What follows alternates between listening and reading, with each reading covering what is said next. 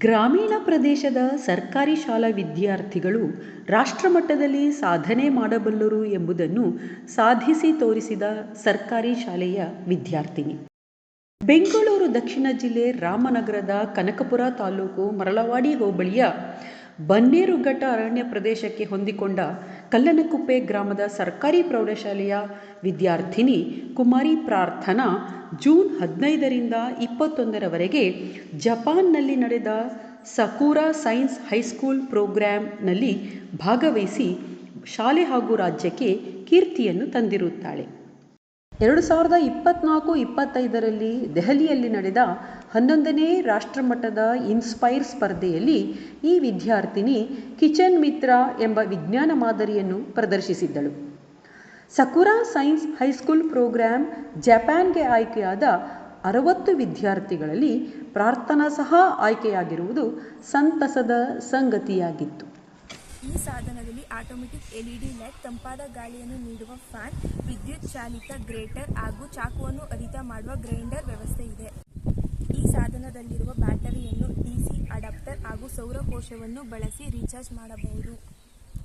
ಈ ಸಾಧನವು ಸಣ್ಣ ಪುಟ್ಟ ರೆಸ್ಟೋರೆಂಟ್ಸ್ ಹಾಗೂ ಅಡುಗೆ ಮನೆಯಲ್ಲಿ ಕೆಲಸ ಮಾಡುವ ಪ್ರತಿಯೊಬ್ಬ ಮಹಿಳೆಗೂ ಉಪಯುಕ್ತವಾಗಿದೆ. ಪ್ರತಿಭಾವಂತ ಹೆಣ್ಣು ಮಕ್ಕಳಿಗೆ ಇದೇ ರೀತಿಯ ಸಹಕಾರ ಹಾಗೂ ಪ್ರೋತ್ಸಾಹವನ್ನು ನೀಡಬೇಕೆಂದು ವಿಜ್ಞಾನ ಶಿಕ್ಷಕರು ಹಾಗೂ ಮುಖ್ಯ ಶಿಕ್ಷಕಿಯವರನ್ನು ಕೇಳಿಕೊಳ್ಳುತ್ತೇನೆ. ಒಬ್ಬ ವಿಜ್ಞಾನ ಮಾರ್ಗದರ್ಶಿ ಶಿಕ್ಷಕನಾಗಿ, ಅನುಕೂಲಿಸುವ ವ್ಯಕ್ತಿಯಾಗಿ ವಿದ್ಯಾರ್ಥಿನಿಯ ವೈಜ್ಞಾನಿಕ ಮನೋಭಾವನೆ, ಆಲೋಚನಾ ಶಕ್ತಿ ಮತ್ತು ಕೌಶಲ್ಯಗಳನ್ನ ಗುರುತಿಸಿ ಪ್ರೇರೇಪಿಸಿದ್ದೇನೆ. ಕಾಲ ಕಾಲಕ್ಕೆ ಸೂಕ್ತ ಸಲಹೆ, ಮಾರ್ಗದರ್ಶನ ಮತ್ತು ತರಬೇತಿಯನ್ನು ನೀಡಿದ್ದೇನೆ.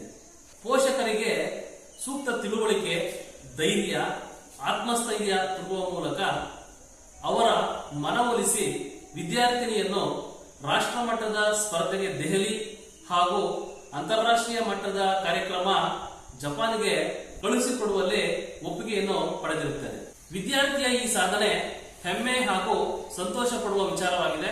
ಎಲ್ಲ ವಿದ್ಯಾರ್ಥಿಗಳಿಗೆ ಒಂದು ಸ್ಫೂರ್ತಿಯಾಗಿದೆ.